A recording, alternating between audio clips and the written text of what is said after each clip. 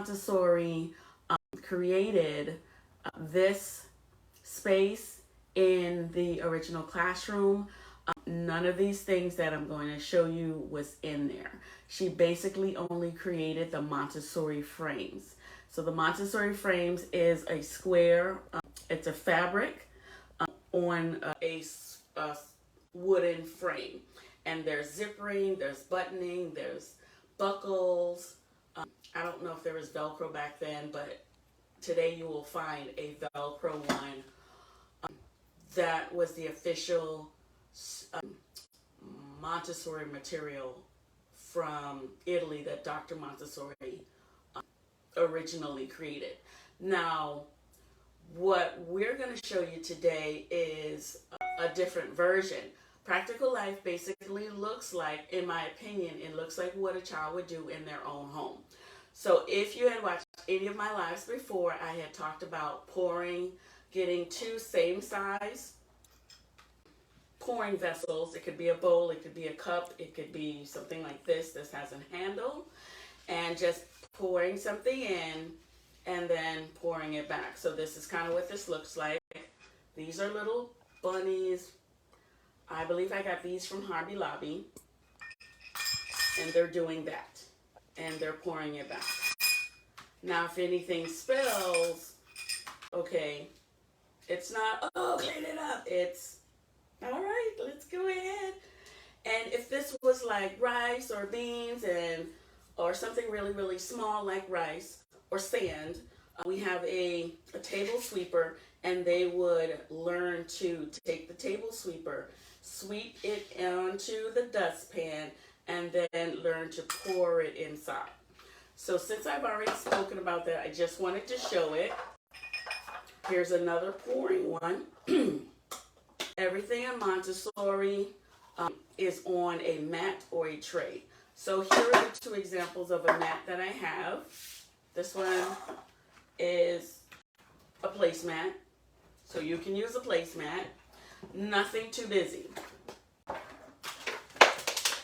And here is a liner that I bought at Dollar Tree. And I believe I was able to get 3 out of this length. Okay, so this mat defines where they're looking. It defines their area. No one should go on their mat. No other student should go on their mat and interrupt their work.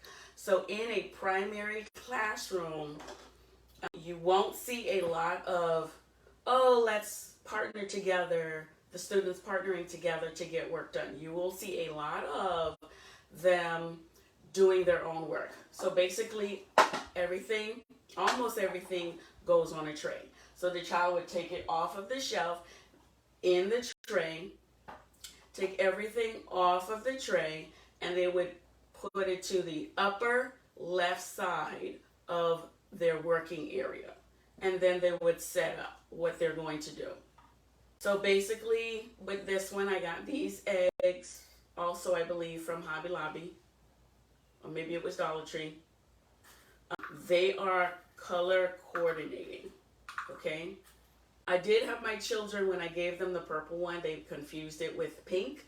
So when I put them side by side, they could quickly see, oh, that one's purple, that one is pink. All right, so basically that's what they're doing. They're sorting, and sorting is a function that they are definitely going to need.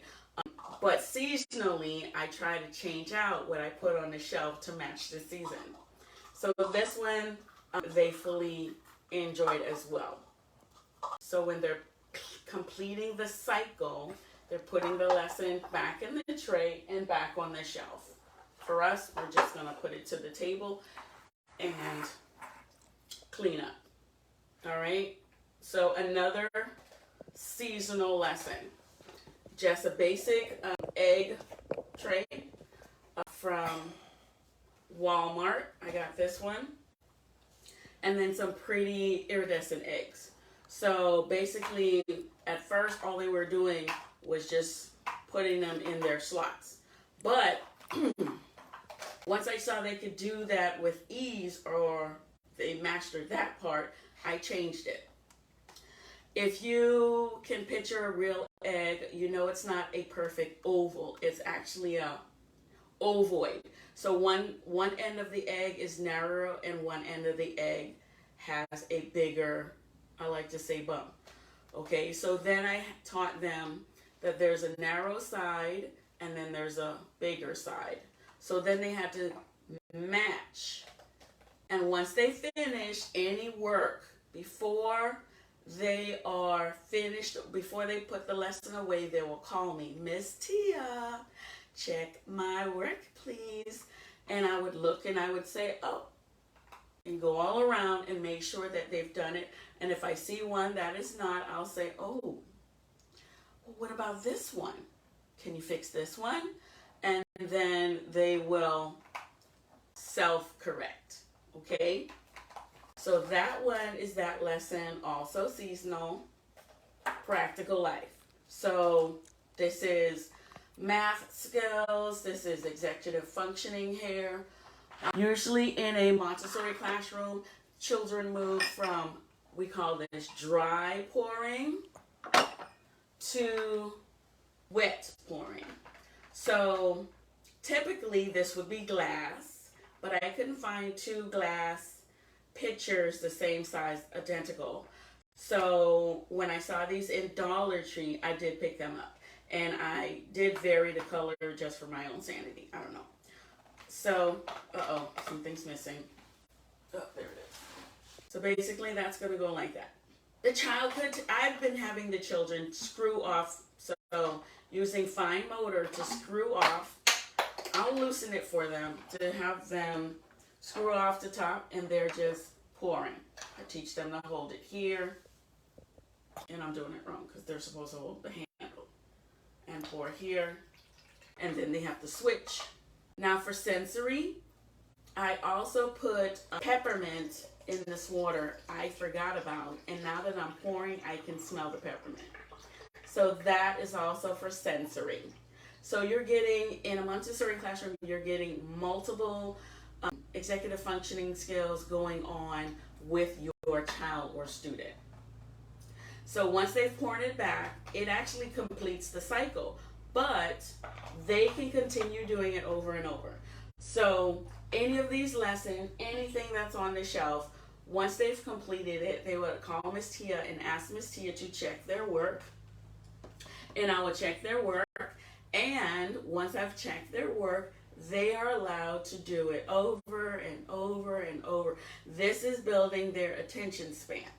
And we want that. Once I see that the child has mastered it, there's no drops anywhere, or if they do drop something, they clean it up. The tray is basically clean. I will encourage them to put something else on the shelf, or I would look and see, maybe they're tired of this, and let's go do something different. So I'm always looking to change up what's in the classroom based on my children's interests or the season. All right, so that's what I wanted to show you. Here's a quick one that I did. Some of you that did for the season. Crinkle grass from Hobby Lobby. It is messy.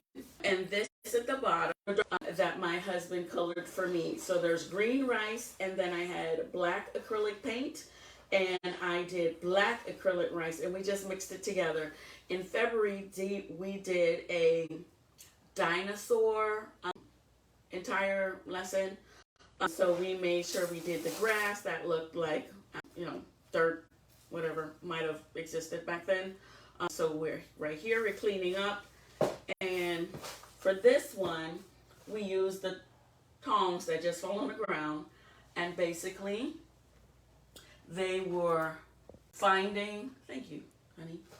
They were finding and they were matching. So this is an odd carrot that I found out of something, but I still have it. So I borrowed an egg from one of those, and then the carrots, and this tiny little, these are actually erasers. I bought these from Dollar Tree. They are erasers and they are cute.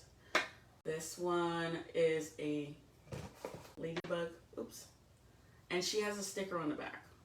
But that's the ladybug. And so they were sorting with my sensory bin. So that's how I did that sensory bin. Now, that is all I wanted to show you today. I can show you, now I do have, actually, let me go ahead and show it to you, but I won't put it on the table because I didn't want to make it long. Towel folding, and this gets progressively challenging. So the first two towels, no, these are the more challenging ones. The first two towels are one fold.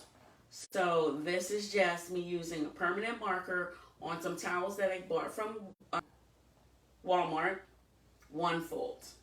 Okay, so I'm asking him, hey, can you tell me what shape that is? Square. And there's the line. They take their finger and they trace the line, and then they take up one end and they match it to the other. One fold. So this one is interesting. What shape is that? They want to tell me square. And they're not wrong. It is a square, but I turn it this way. And what does that look like? Oh, diamond.